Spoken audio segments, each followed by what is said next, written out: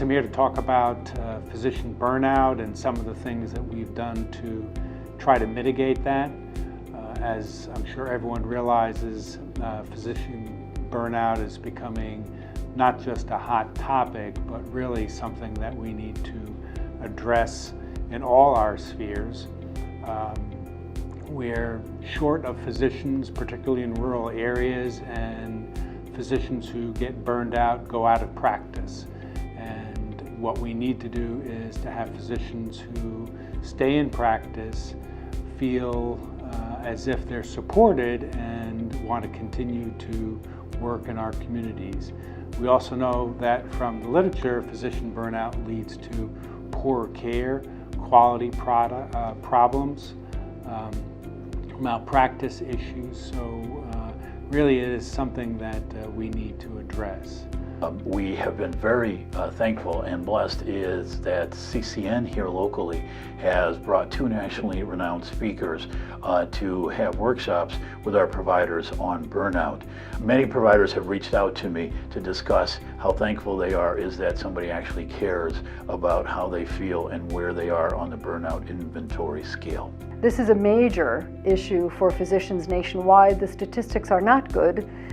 Physicians are burning out at approximately the rate of 50%, and major health implications of burnout are becoming much more evident. People are leaving practice, they're going to part-time, thinking that that may be helpful.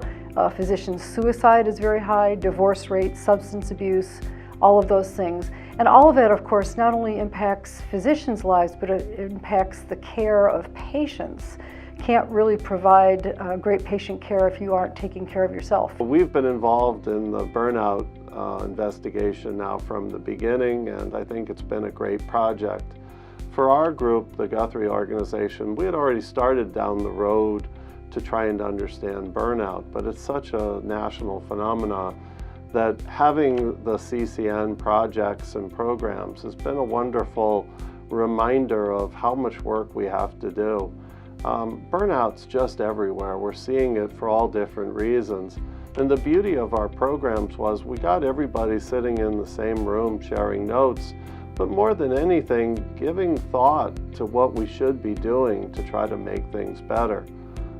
It's been a successful program. I think all the major groups have taken time to pause and reflect on what they're doing. And we've heard some great presentations as to ideas how to help. So I think it's been a phenomenal start, and I think that we've had great success with beginning that dialogue in all the organizations. So even after the Disrupt grant is gone, I think it's very important for us to attend to this particular issue.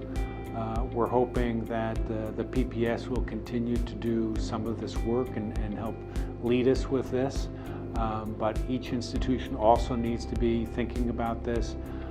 If the crisis of 10 years ago was that we had an aging physician population which was going to retirement and we didn't have adequate physicians to replace them, the crisis of this decade is going to be we have physicians who are burned out and are leaving practice even though they could continue to practice, but they're leaving practice because they've just had enough, and therefore our numbers will even decrease more. I think that looking forward, I would hope that as being part of the Primary Care Advisory Council, the best thing that I find is that we, in a collegial manner, even though we're in different systems, we talk and we find that our challenges that we have are all pretty much the same. And it's been invaluable to me in my experience, not only working as a physician, but also with my network in bringing back to let them know is that we have the same challenges, concerns, and having a sounding board has been very, very helpful.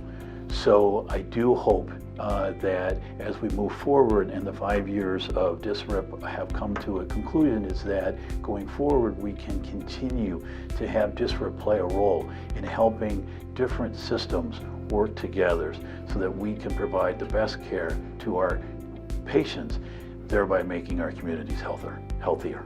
I think going forward, these kinds of initiatives are going to have to be a part of any sustainable efforts that are made to improve healthcare delivery, because it is not a sustainable situation when there's a healthcare organization that doesn't care about the health of its people. So that's the way I've come to look at it, that we need to care about the health of the people that work in healthcare so that they can then provide quality care to the folks they're trying to help. So I look forward to the future. I think it's going to be exciting, and I'm looking forward to the innovation that Care Compass can help us with.